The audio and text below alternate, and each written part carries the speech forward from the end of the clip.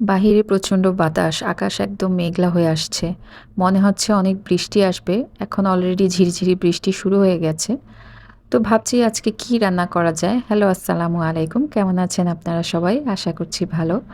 কাছে বা দূরে যে যেখান থেকে আমার ভিডিওটি দেখছেন, ভালো লেগে থাকলে লাইক, কমেন্ট করে পাশে থাকবেন। কারণ আপনাদের একটি ছোট্ট কমেন্ট আমাকে পরবর্তীতে আরেকটি ভিডিও বানানোর উৎসাহ দিয়ে থাকে। তো আজকে ভাবলাম যে কি রান্না করব, তখন ফ্রিজ খুলে দেখলাম যে পেঁপে আছে।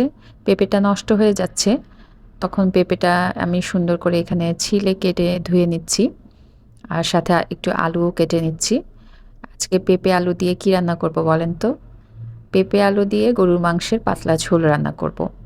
ভীষণ খেতে ইচ্ছে করছে সাদা ভাত দিয়ে একদম পেঁপে আলুর পাতলা ঝোল দিয়ে গরুর গোশতের তরকারি। আর সেটা যদি রান্না করা হয় প্রেশার কুকারে তাহলে তার কথাই নেই। আমার প্রেশার কুকারের তরকারি খুবই ভালো লাগে। আপনাদের কেমন লাগে জানি না। কারণ সেটা প্রেশার কুকারের রান্নাটা একটা ভাপের মধ্যে দিয়ে হয়।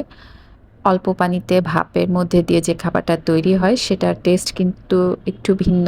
আমার কাছে মনে হয়। আপনাদের মতামত জানাবেন কমেন্টে। তো আমার সবসময় প্রেশার কুকারের তরকারি খেতে খুবই ভালো লাগে। গোশতের সাথে যে আলুটা বা সবজিটা দেওয়া হয় সেটা খেতে খুবই মজা লাগে। তাই আজকে আমি প্রেশার কুকারে ঝটপট রান্না করে নিব আর সময়ও কম লাগে। আপনি যদি প্রেশার কুকারে গরুর গোশত রান্না বসিয়ে দেন তাহলে আপনার সাথে অন্যান্য কাজও সেরে ফেলতে পারবেন।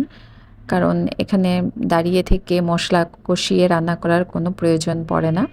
তো আমি এখানে আমার গোশতের মধ্যে এম সব ধরনের মসলা দিয়ে, তেল মসলা দিয়ে মেখে ভালো করে মেখে এখন চুলায় বসিয়ে দিচ্ছি। তারপর আমি মাংসটা কষাতে থাকবো। মাংস থেকে যে পানি বের হবে সেই পানিতেই মাংসটা অলরেডি রান্না হয়ে যাবে 70%। আর এর মধ্যে আমি দেখতে আসলাম যে আমার বিড়াল ছানারা কি করে। একজন তো দেখছি একদম বাহিরে দেখছে কি হচ্ছে রাস্তার। আর আরেকজন তো খেলছে। বসে, বসে ওরাও প্রকৃতি আসলে পছন্দ করে। ওরাও বাহির দেখতে চায়। তো যাই হোক আমার মসলাটা এখানে কষানো হয়ে গেছে প্রায়। আমি মসলাটা ভালো করে কষিয়ে যখন তেলটা বের হয়ে আসবে তখন এখানে আলু আর পেঁপে দিয়ে দিচ্ছি একে, একে। আমি এখানে গোশতের থেকেও আপনারা হয়তো মনে করবেন গোশতের থেকেও আলু আর পেঁপের পরিমাণ এত বেশি কেন? আমি আলু, পেঁপে গোশতের থেকেও বেশি খেতে পছন্দ করি। তো আমার এটা খুবই পছন্দের একটা তরকারি। এজন্য আমি পরিমাণে আলু, পেঁপে বেশি দিয়েছি। তারপর আমি এখানে ঝোল দিয়ে ঢাকনাটা লাগিয়ে দিব। তো আজ সারাদিন এভাবে টুকটাক কাজকর্ম করেই আমার দিনটি কেটে গেল। Thanks for watching.